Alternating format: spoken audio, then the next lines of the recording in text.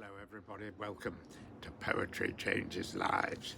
Poetry meets history on this day, in this book, every day of the year.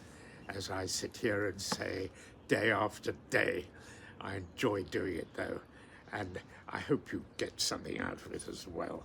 You know, poetry is so remarkable, so universal, and so eternal as well, as I'm going to demonstrate today by reading a poem by a Chinese poet from 1200 years ago, roughly.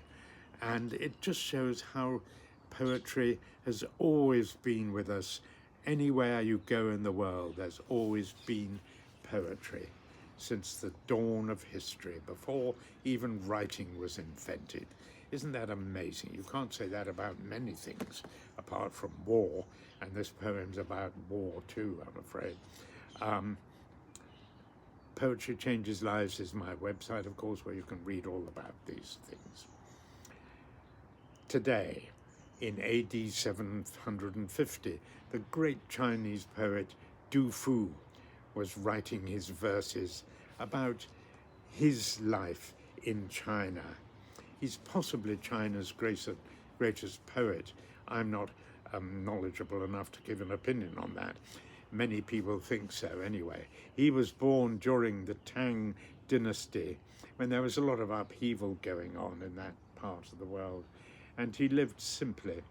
But much of his writing still resonates with us today. He's concerned with the same sort of things that we are concerned with today.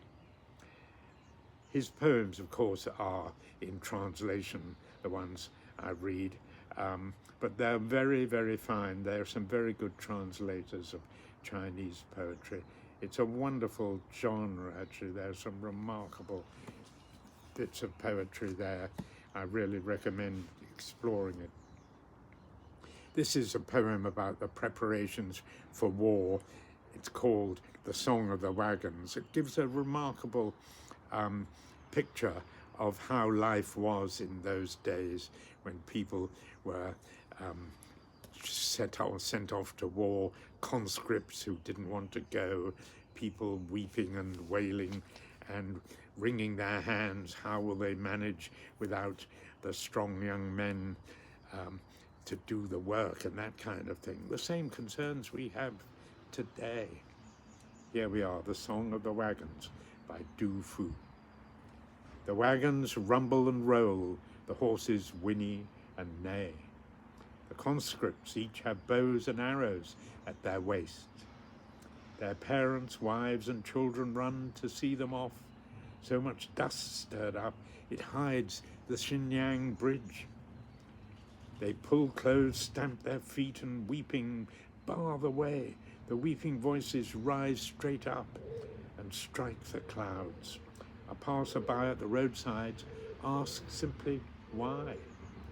The conscript answers only that drafting happens often. At 15, many were sent north to guard the river. Even at 40, they had to till fields in the west. When we went away, the elders bound our heads. Returning with heads white, were sent back off to the frontier. At the border posts, shed blood becomes a sea.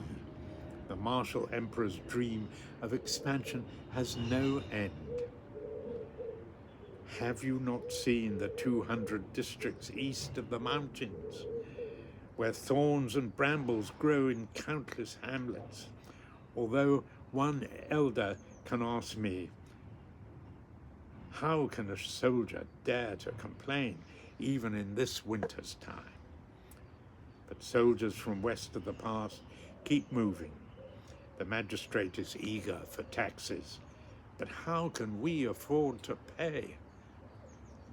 You know, that voice of Du Fu is so relevant today when war is in so many places in the world and our loved ones are all involved reluctantly and people worry the whole time.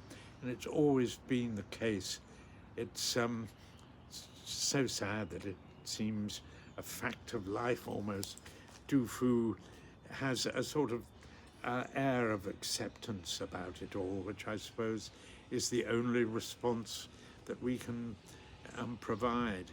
But in a way, it's comforting to know that people have always had such concerns, but somehow we get through.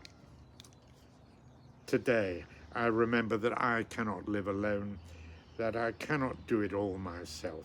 I must recognize the need for help and not be too proud to ask for help. Thank you for listening. I hope you have a good day today.